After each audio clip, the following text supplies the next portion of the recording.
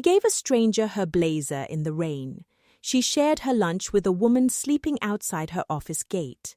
She chose to save a life over keeping her job. And every single time she did it, the people around her laughed at her, mocked her, warned her, punished her. Her boss suspended her without pay. Her colleagues whispered behind her back. And the woman she had protected, the frail elderly woman who could not remember her own name, kept reaching out for someone she called Danny, a name that meant nothing to anyone in that building, but it was about to mean everything. Because what nobody in that office knew, what Grace herself did not yet know, was that the elderly woman she had refused to abandon in the rain was not a stranger at all. She was the missing mother of the most powerful man in the city, and he had been searching for her for years. Stay with me, because this story is about what happens when a person chooses kindness without calculating the reward. When a person does the right thing, not because it is safe or convenient or sensible, but simply because it is right, and what the universe does in return. Before we go any further, if you are new here, subscribe right now and hit the notification bell. New stories come to this channel every single day, and you do not want to miss where this one goes. Now, let us go back to the beginning. Let us go back to Grace. Grace Johnson arrived at work that morning exactly the way she always did. Early, quiet, head down.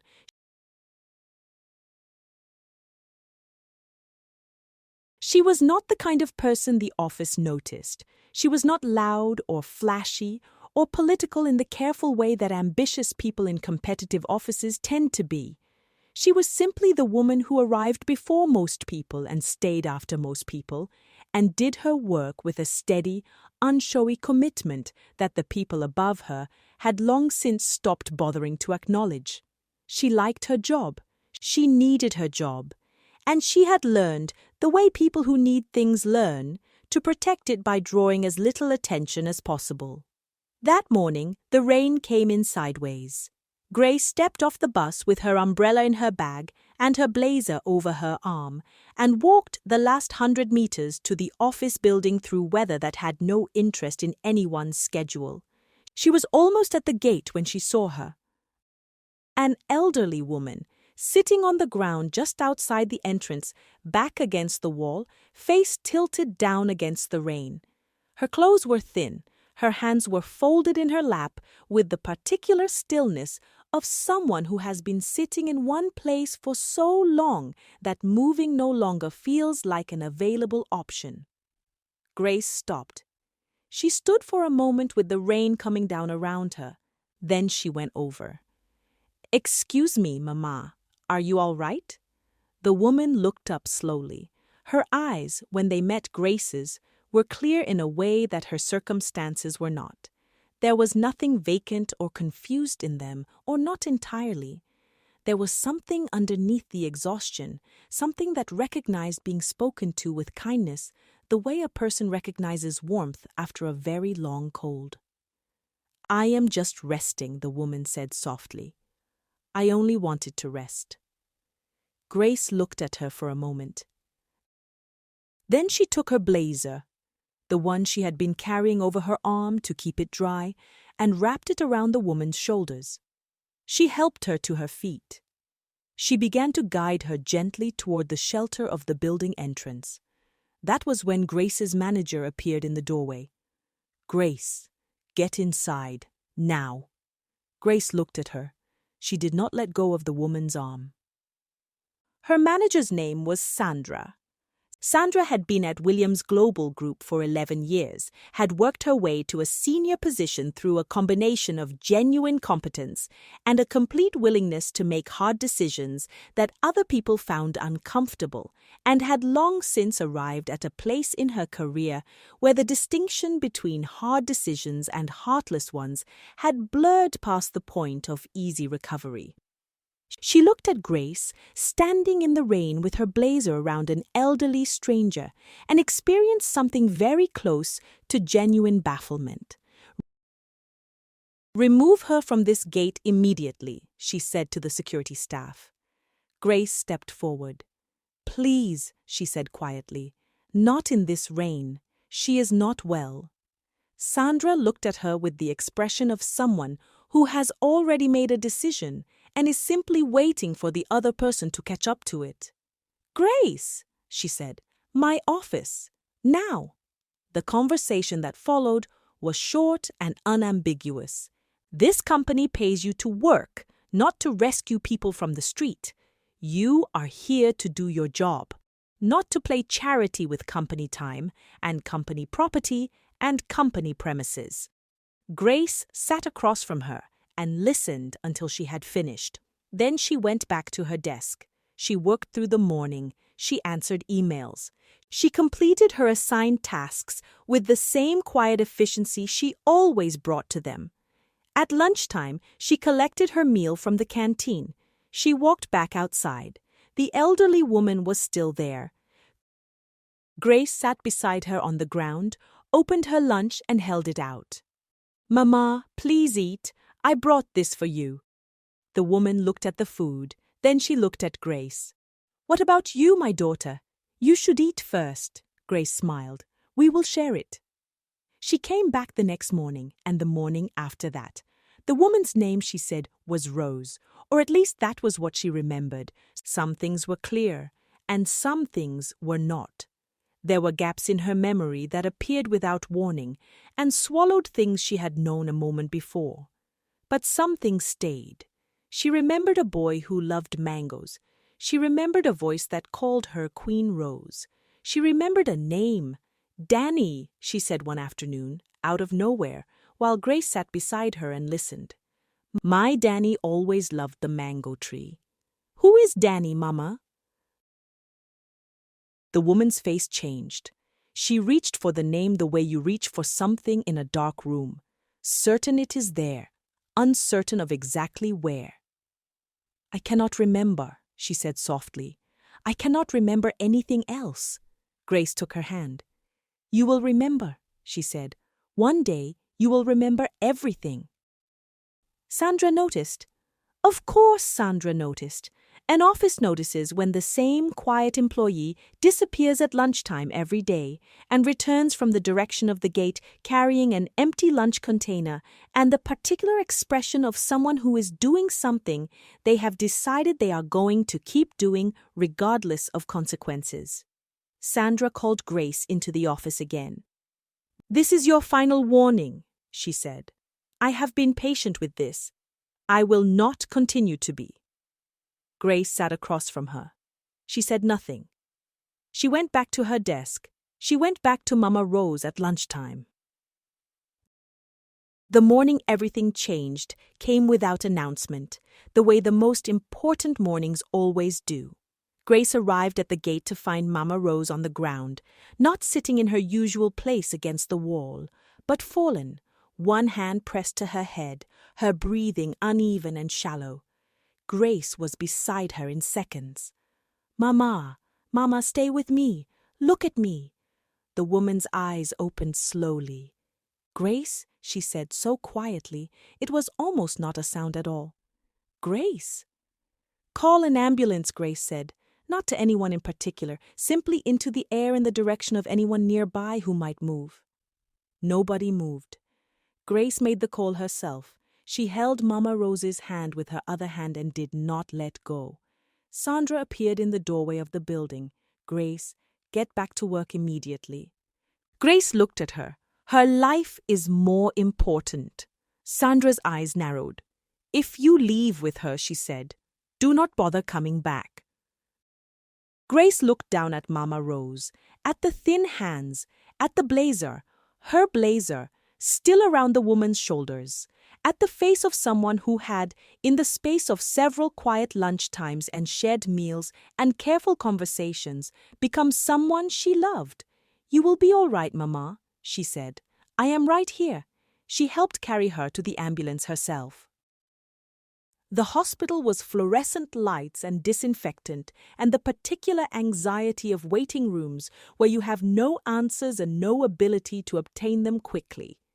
Grace sat in the waiting area and prayed in the straightforward, honest way of someone who has no other available option and knows it. The doctor came out. She is severely weakened from hunger and exhaustion.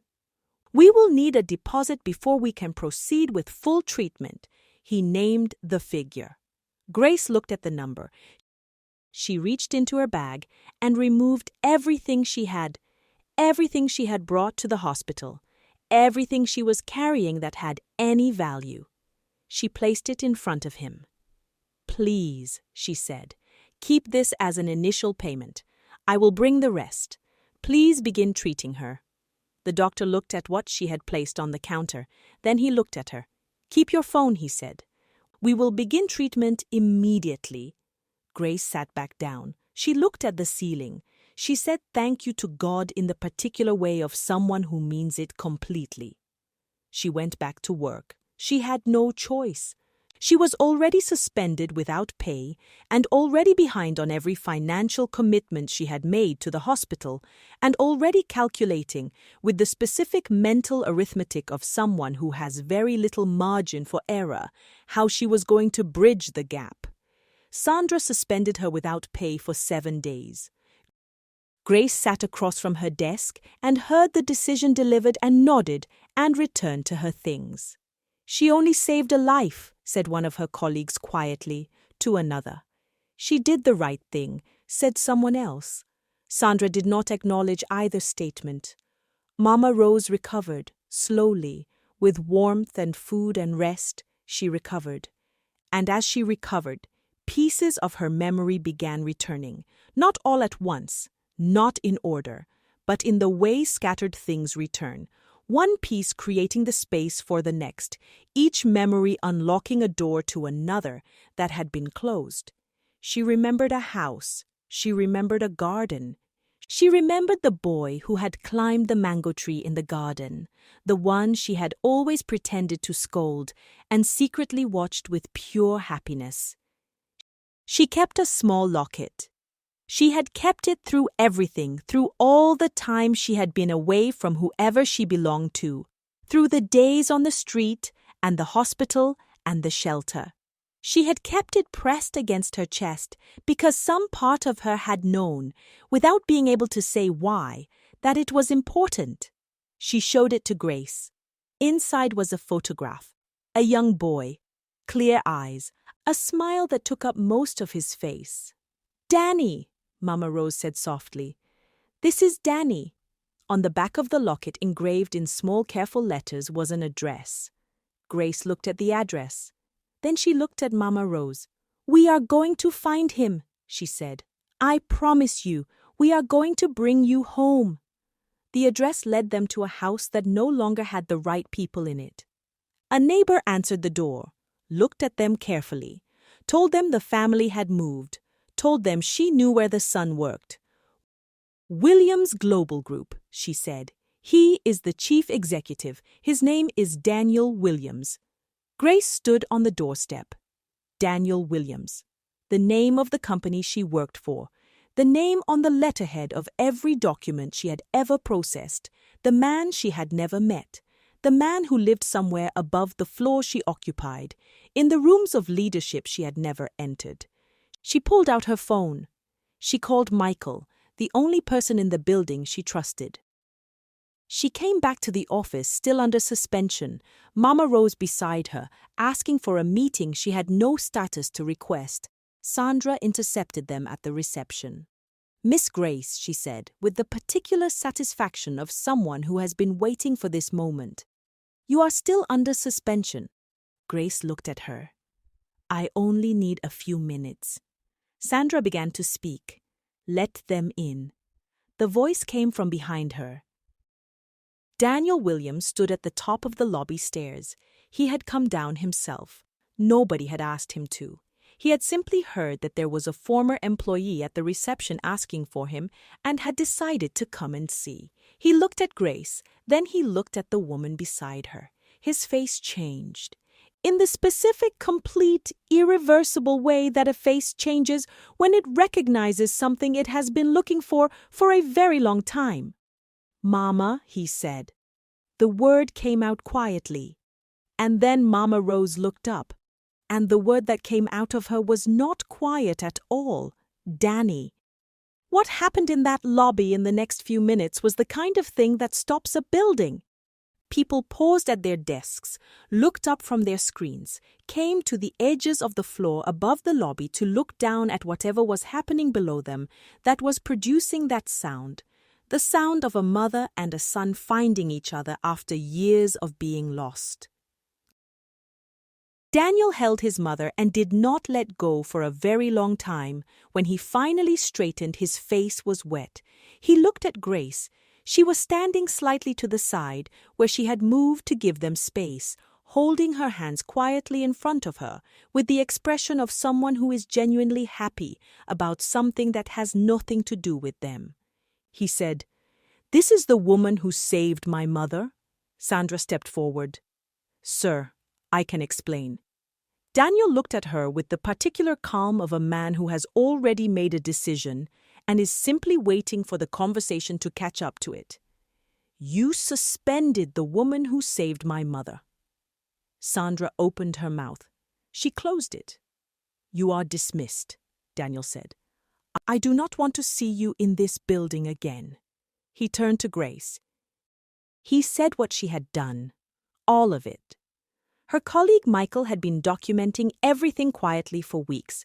The lunches, the blazer, the hospital, the suspension, the payment she had made from her own money. He said he owed her an apology and a debt he could not fully repay. "Effective immediately," he said, "your suspension is cancelled, and I have an announcement about your future here." 6 months later, Grace Johnson was one of the most respected executives at Williams Global Group, not because of what Daniel felt about her. Not yet.